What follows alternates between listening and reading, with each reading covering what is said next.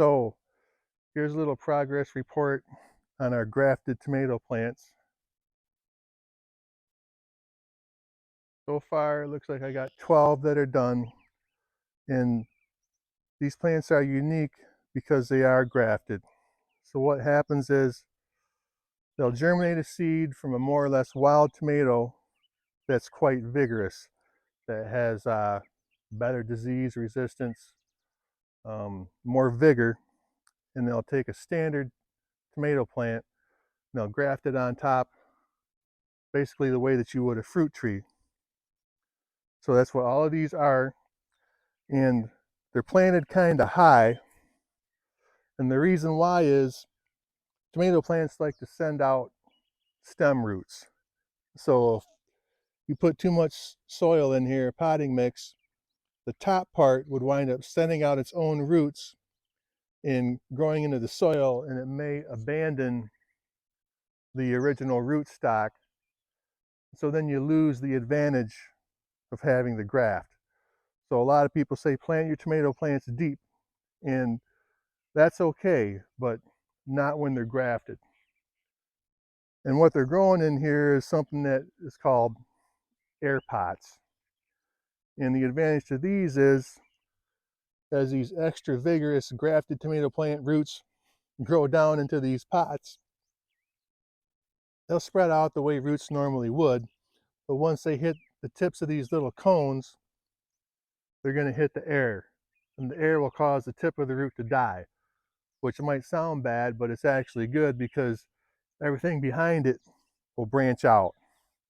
So by the time this thing is done, there should be roots occupying basically every cubic centimeter of these pots. I got them staked up, these little stakes. I got the giant tomato cages. The soil mix, I hope, is right. I've been experimenting. I should have started with it earlier, but it came out the way that it came out. So there's 4 different varieties here, and they're all looking really good. These grafted plants somehow just seem to suck the nutrients out of the soil better and push it to the tops faster. I've got a lot more to do, but they'll be the standard varieties, the ungrafted plants. But right now these guys are looking really good. I have high hopes. And the only other thing that I figure on doing to them is hooking up some kind of drip irrigation system if I have enough time to get all that together. And I've ordered a product called neem seed cake. Now typically that is used as a fertilizer. It's got some nitrogen in it. What I'm going to try to do here is just top dress these pots, and hopefully that will keep down some of the fungus diseases that typically are the demise of tomato plants. So what neem seed cake is the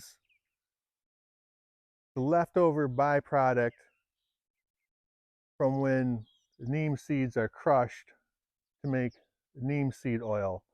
Neem seed oil is a natural organic fungicide and also an insecticide, miticide to a certain extent.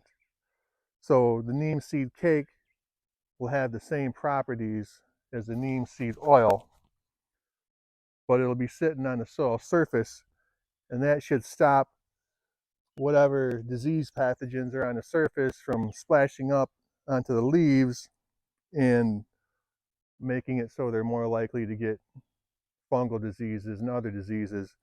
And hopefully it'll actually repel any kind of insect problem that may or may not be on the way.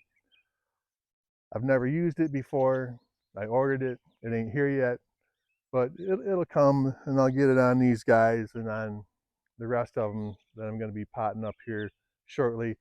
And I'm also thinking about using it on my vining stuff, my winter squash, because the biggest problem with them is squash vine borers.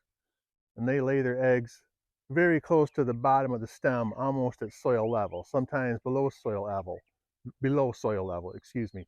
So that neem seed cake should either repel the squash vine borers and or kill the eggs before they even germinate.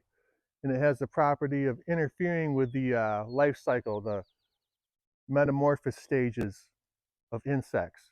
So it may stop the eggs from hatching, it may kill them outright, it may stop the larva from growing and developing. So that's what I'm going to try this year. But again, looks pretty good so far, and this is actually kind of early for me to get this together. So again, I have high hopes, and that's how we're doing it in clay banks.